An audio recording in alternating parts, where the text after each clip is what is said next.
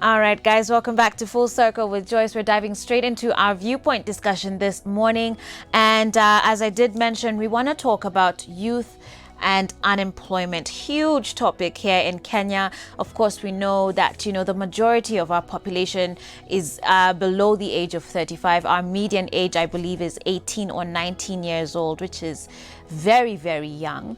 And a lot of times we talk about this youth bulge and the youth dividend, but are we really seeing that given the high levels of unemployment among our young people? And for you who is watching this particularly, I'd be very keen to hear, your own thoughts about youth and unemployment in this country. Have you tried finding a job? What are some of the obstacles and the hindrances that have come your way? Is this a matter of qualification? Is this a matter of more drive? Is it just that our economy is not producing enough opportunities? I'd love to hear from you. 22999 is the SMS line. You can also reach us on our social media platforms at Switch TV KE on Instagram and at Switch TV Kenya on Facebook and Twitter. So get commenting away. But let me introduce my guest in the meantime. Here in studio, I have with me right next to me Joe Mwangi, who's an author and motivational speaker. Welcome to the show.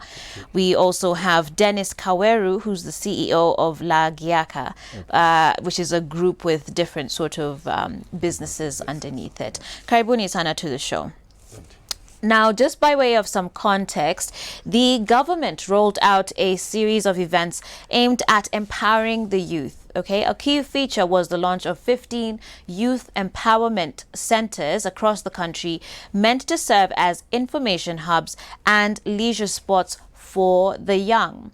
The Kenya National Bureau of Statistics survey indicates that 7 million people in Kenya are jobless, and that is 70% of the youth. When you hear these statistics, you guys, what immediately comes to your mind? These are terrible numbers. There's no sugarcoating it. Let's start with you, Dennis. My take on that is the fact that we actually are expecting the government to be creating employment is a fallacy.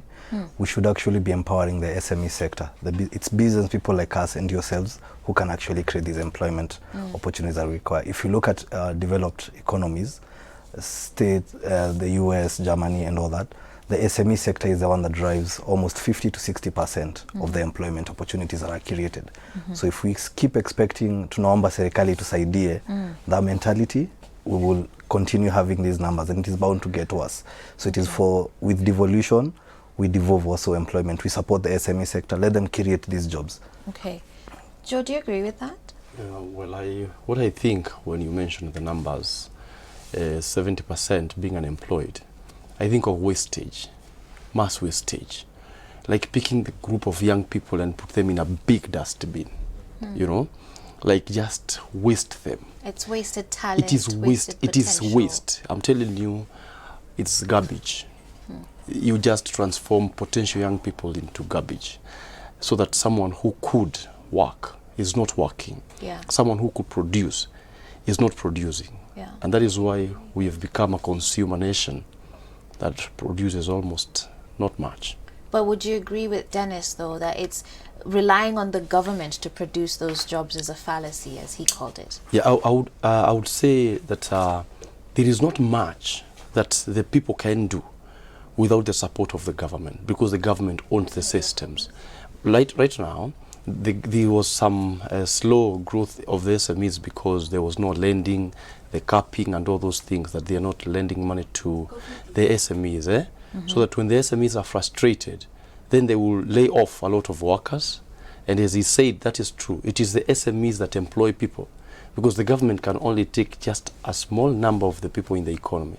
But the young people coming up with businesses will employ the rest. Me and you and him, we can, if everybody employs, if 1 million able Kenyans employ each 10 people, that is the game change. Yeah. Yeah. Yeah, absolutely.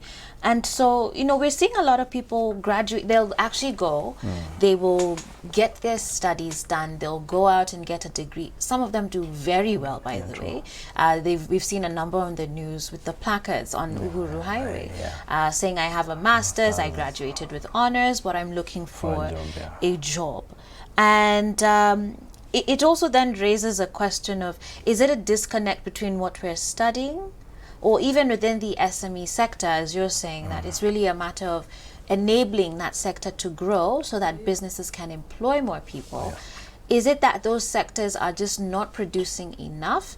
Are we still too small of an economy? Or what actually would be needed? So if we empower the SME sector, then what?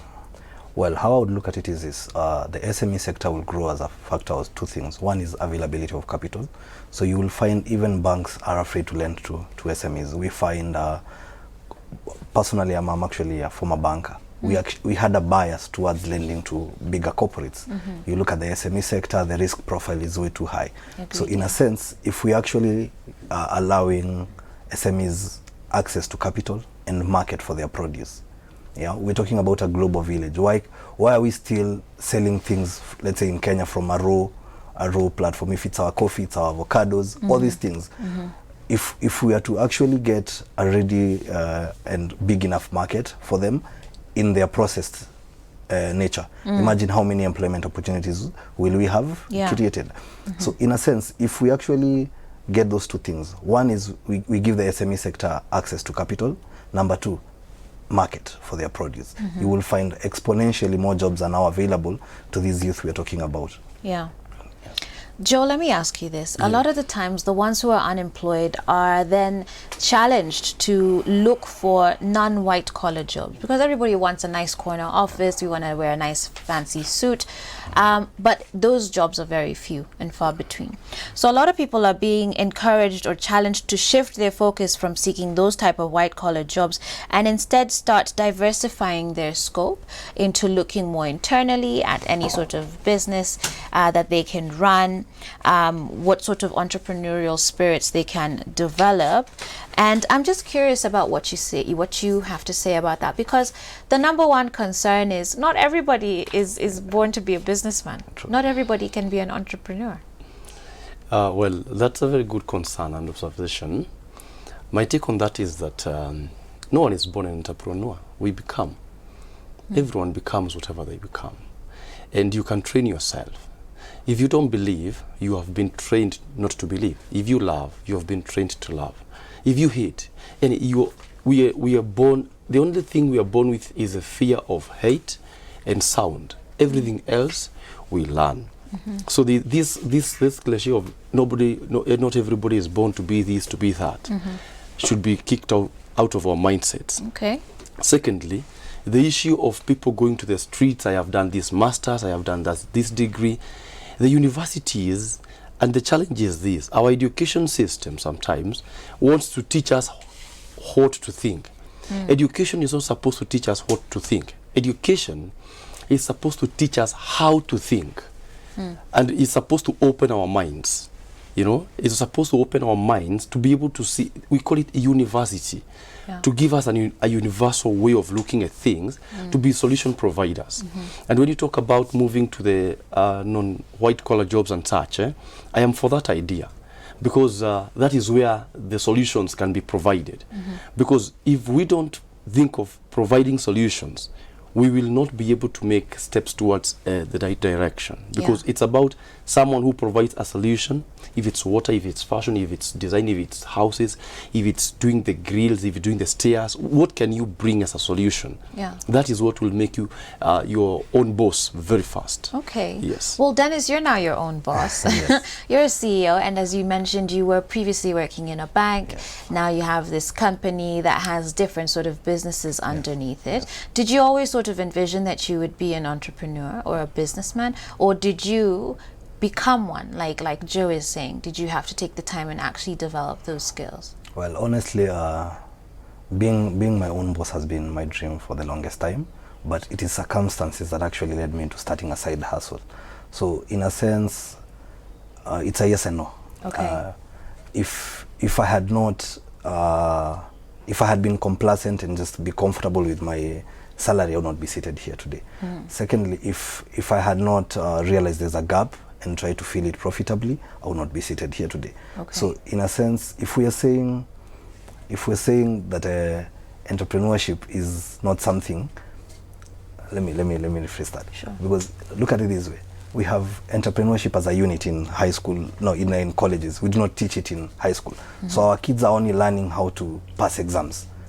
You find someone with a master's, let's say in something like a BA, yeah, and someone has their MBA, but they cannot draw a simple business plan. Neither can they implement one. So we have very, very, very many book smart people who are not street smart.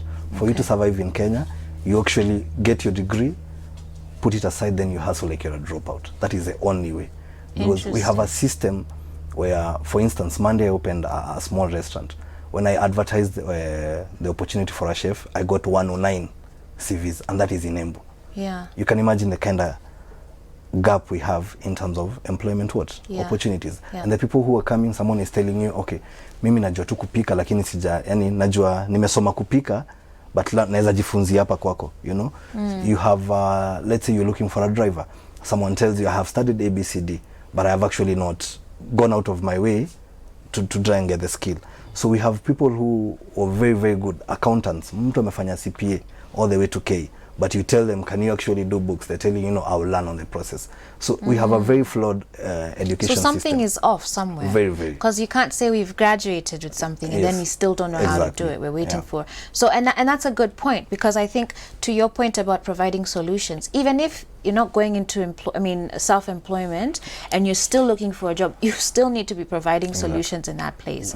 It is not about saying that you come and help me. And I think that's what you're saying, that people also don't have time. Employers, they want people who are ready to go, that the onboarding process is not going to be, take another 6 months, because it's expensive too for them.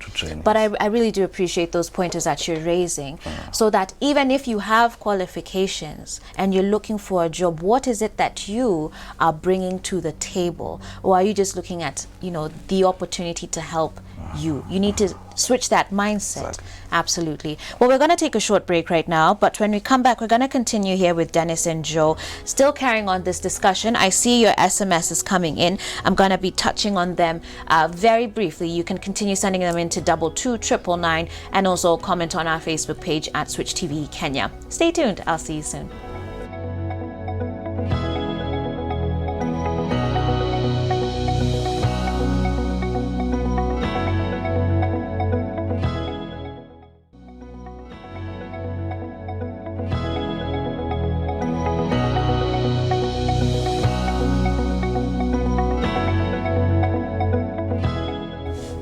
All right, everyone, welcome back to Full Circle with Joyce. I'm here with my two guests having a very interesting discussion on youth and unemployment in this country. I have with me Dennis Kaweru, who's the CEO of La Giaka, and as well Joe Mwangi, who's an author and motivational speaker. Welcome back to the show, guys. Good to carry on this discussion with you. I see your feedback coming in on 22999. That's our SMS line. And you can also comment on our Facebook page, that's at Switch TV Kenya.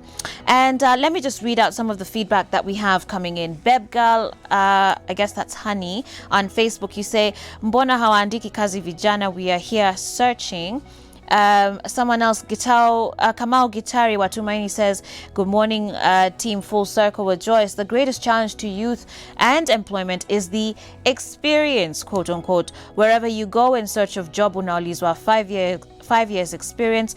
Nani huyo alikuajiri bila experience? Let's give youth job, wapate experience. And you say you're watching your favorite show live from Tumaini. And I see that question replicated again also on our SMS line. Let me find it.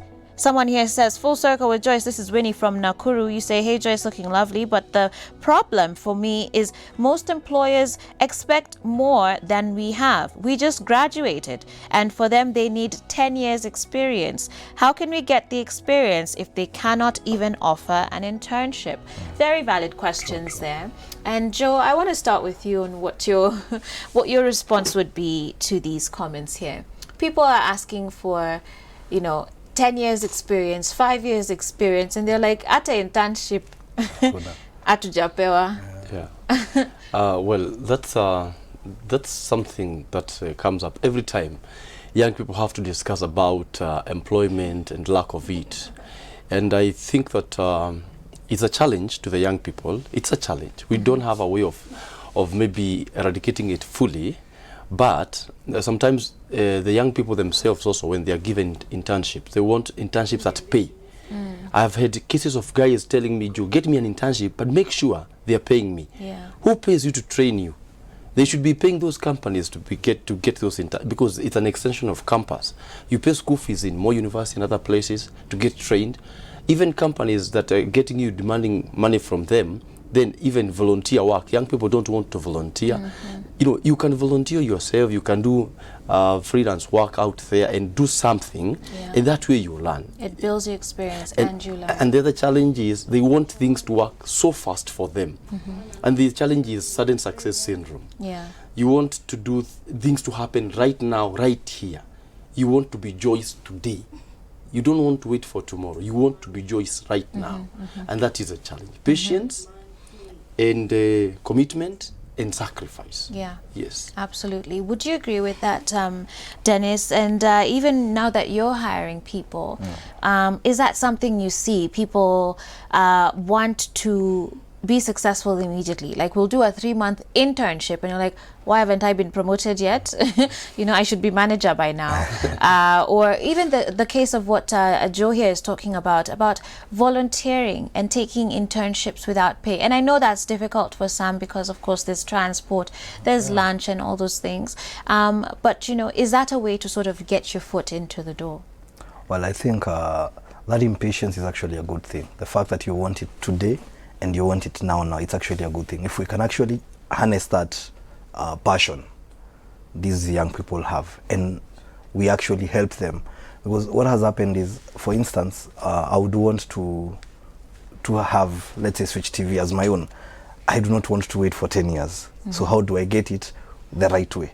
Because otherwise we find a very disillusioned youth that actually expect microwave, you know, solutions. I want to graduate today, and on Monday I have a job that pays me 50,000. It will not happen. So if they can manage the expectations, that would be number one. Then they find what is that thing that I'm passionate about, and how can I make my passion my paycheck? Because you will find let me talk about Embu. There's a lot of talent in Embu. We had a comedy night on Saturday. We had a talent show that I was a judge like two weeks ago. So as you're waiting for these employment opportunity to come, what is this thing you're passionate about? If it's Red Cross, for instance, go and volunteer. We have children's home. Go and volunteer. Do something with yourself. That you're also able to manage expectations zako wewe mwenyewe, and also give yourself, because if you are idle, then that is when you realize, manzi naeza bet, naeza fanya nini, you know. Sure. It gets you gets you very frustrated. But if you find something that to be doing with this energy, because our youth are the most energetic. I have not seen a generation this energetic, this excited about life. And that is a good thing. I work with a lot of youth. We love mentoring them, we love working with them. But if they can manage the expectations, and then what is this thing I'm passionate about? Am I a musician? Can I find someone to maybe record for me a song? Can I be playing this song for people? Can I be performing at weddings? Am I an MC? Am I a guitarist? Am I, you know, because if we continue relying on 844 as is, we will find in the next 10, 20 years, there will be no Kenya, because our system is only tracking employees, not employers. We're talking about CBC. What is CBC? Who even understands CBC? You know? Well, that's got to be a discussion for another day. But so, I do take your points that, for one, that impatience is good in as far as there's energy there, and you should be, I mean, it should drive you to work hard. It should drive you to be very diligent, very focused. But at the same time, we do need to manage our expectations. You're not going to be, you know, a billionaire tomorrow. There's a process to things, which is, and I'm part of the millennial generation. I'm still part of the millennial generation, but there's certainly well, George, I'm still a millennial, but there's certainly a way in which we are really rushing towards achieving certain things, and the problem with our generation is we fail to appreciate process. Someone once told me careers are built, you know, things take time, good things take time, and that's a lesson certainly as young people we need to learn. Let me get to some more comments here on our SMS line. Kelvin Mushiri, you say the government needs to fund youth to set up their own business, or that what you are experienced in for 2 or 3 years, because all they ask is 5 to 10 years experience. Hey, story experience imeumiza watu sana. The problem is all youths have is wanting the high positions even with no idea of where they are, and that's true. Certainly, I think that's what we're saying about patience and process. But someone here is saying volunteering is not a problem, but situations like transport and food, etc. Joe, how would you suggest someone tackles that? Because it is a valid concern. Fine, you've said volunteer or do an internship without pay. How do I get myself there? How do I survive the entire day? And I'm not even sure I can pay for my lunch. No, in that I also point out another challenge, that you also want to choose where you will be a volunteer. You want to choose where you'll go for internship. That if you're a hotelier, you have done hospitality, you want to be a volunteer in Hilton, but there's a hotel just outside your gate. You can't volunteer there, even learn how to talk well to customers, even that. You can even volunteer in a restaurant and learn how to respond to clients and check on customer waiting time and check on the delivery process in the hotel. Those are things you can learn just outside your gate. You don't have to volunteer in Safari Park Hotel. If it's 400 kilometers from home, you're from Kisii, there's a hotel just outside Kisii town. Very you don't want to go there. You want to volunteer in Mombasa, whatever's hotel. Excuse me, you just go outside there and do something. Where? You know, I have a workshop, and we do juakali, we do metals, madirisha, and milango, and signposts, barabara. And people want to come day one and get paid day one. They don't even know what we do. You know, even boys from my neighborhood just come there, wash chuma, just clean them, see how it's done. Then we might get interested in you. One guy did that, called Martin. He came to my workshop one morning and he didn't leave. He kept coming until I gave him the job. Wow. He refused to go. He was doing a good job. He was coming earlier than everybody else, leaving later than everybody else. And those are the things that stand out. That is what to I'm telling you. We are looking for attitude. Don't give me papers. I look, even when I am, just the other day I registered a company called Inner Light Consulting to do corporate training and such things and hold conferences. And I employed a lady who is trained in social work. I don't want a marketer. I employed a marketer with finance and marketing degree. And she delivered nothing for 6 months. And I sacked her. Because what is she doing? It's not a fattening camp. We need someone with an attitude, which a good attitude. And right now, 2 weeks down the line, that lady has made a network of 160 clients that she is building a prospect file. That's a social worker and doing it marketing. Is so well clearly cut. And every day she trained herself, writes notes, and shows them to me. That's what I'm looking for. All right. Hey, tumeambiwa. But let me read some more comments here. Hey Joyce, let's be honest, 30% of population can be job creators, 70% get employed. Those are facts. We as a nation can't sell the notion that everyone needs to be an entrepreneur. Being an investor is a character trait and not everyone possesses it. It's the work of the government to provide the environment that makes businesses thrive, and this will create more jobs. That's Martin watching us from where? Hey Joyce, watching from Isiolo, it's not about qualifications, it's about nepotism. Formerly in the national government, but it's been devolved. It's worse if you're not in a major clan. Okay, thank you. Unfortunately, the rest of that is a bit unclear, but certainly I get your point. You're talking about nepotism there still being an issue. Thank you for that. And let me read another one here. Joyce, the unemployment rate has become so high we can't control it anymore. All we can do now is to prevent it. But let's do business instead of depending on government to provide employment for us. That's Irene Kendi watching us from Mombasa. Very interesting pointers right here. But I really like what you were talking about, attitude. And the same way that, you know, we're challenging our industries and businesses to think of value addition, I think you as an individual, you need to think of yourself as a business. You need to think of yourself as a brand. What is it that I am value adding to this place? So I was very challenged by what you were saying is, you know, in your neighborhood, there could be something just, you know, Exactly, across the outside there, street. You know, what if it's something you've studied in school, even if it's accounting, can you go and volunteer? If you see that their processes are not okay, maybe there's something you can add to what they do. And I think employers want value, and when they see that, I think they would be willing to even hire you, like you were saying. But talk to me, Dennis, about attitude and just how we as individuals need to be bringing value into the places we want to build careers at. I'll give it a very practical example. I have a lounge, it's called Executive Grooming. It's a barber shop and a salon. It's like the best in Embu. I have had, there's no single employment that has a higher rate of turnover than the salon and fashion industry. You find an employee today, next week they have left, you get another one. And right now the two guys I have, there's Dennis and Lisa. They are the most, I actually call them my bosses, because they will come, they will bring new clients, they'll do marketing themselves, they'll come with new hairstyles, there's initiative. You know? Initiative, that is what I look for. Because I tried getting the best from the colleges around, and I realized they're very good in theory, but you leave them with a client, let's say a governor has come to get a shave, and they freak out. This is a governor, nitafanya nini nikimkata masikio? Oh, governor, unajua. So immediately that person will even now realize, okay, whoever is shaving me, they're not very, they'll just tell you, okay. You're actually showing them your incompetence.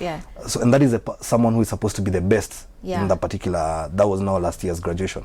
But these two, the thing I love about them most is their initiative. You will find, they'll come and tell me, Kawero, okay, we can be doing even our dreadlocks. We can be doing new hairstyles. We can be doing nails. We can be doing, you know, human hair extensions. So the employees themselves go a step further and actually find an opportunity where that is still, because Embu is still growing. So there is quite a lot that is not available, and they are finding these opportunities and telling me about them and how we can make an extra coin. Absolutely. That is an employee I will value more than the one that waits for a salary every end of the month. They do not do anything beyond what you agreed. Exactly. And just to add on to that, you know, there's the ones who take initiative, and those are the ones you'd be surprised are the ones who climb fastest, versus the ones who just sit there and wait for their salaries. There's this thing in Kenya, and we need to call it out.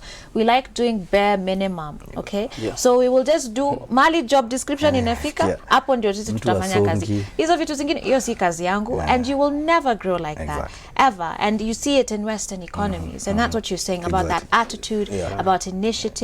So wherever it is you are, you know, I really hope you're learning from this. But let me just read some final SMSs as I close up this discussion. Hey Joyce, I concur with what Joe Mwangi is talking about. Young people have become lazy of late. He once visited my high school and changed my perspective forever. Why most boys are not becoming men. Wow. We might need to have you back for that one to talk to us about that. Okay. Hello Joyce, my name is Jason Joroge, a graduate with degree and master's in medicine. I'm a full doctor and I can't find employment. Tell the guest that I'm ready for internship. Now I can do anything.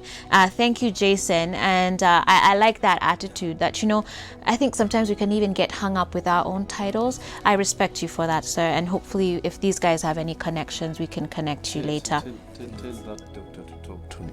Okay. Jason Joroge, Joe Mwangi would like to talk to you. How can he reach you? Give the number. We'll give the number, yes. That we make sure it's the right Jason. I'll share your number with him, okay? Finally, Full Circle. This is Jonathan, currently at Embu. Did he just say volunteer to get experience? Yes, he did. And you say, well, I do support that statement strongly, and that's what I've been trying to do for the last 1 year. Anyway, I'd also add this: let's not stick to one area of specialization. Diversify in order to have a wide range of success. Absolutely important to spread out your skills as far as you can. Gentlemen, thank you so much for this discussion. It's been really great to have you here. I'm so excited for you, Jason Joroge. Kudos to you for stepping out and just, you know, admitting where you are. Joe here will be giving you a call soon. Hopefully you can get you an internship. Asanteni sana for your time. Thank you so much. With that said, we're going to get ready for... Is it 9 o'clock? Yeah. It's already 9 o'clock. Time for us to head into our lifestyle segment. And today we're talking about personal development, specifically the mindset of a billionaire. Stay tuned.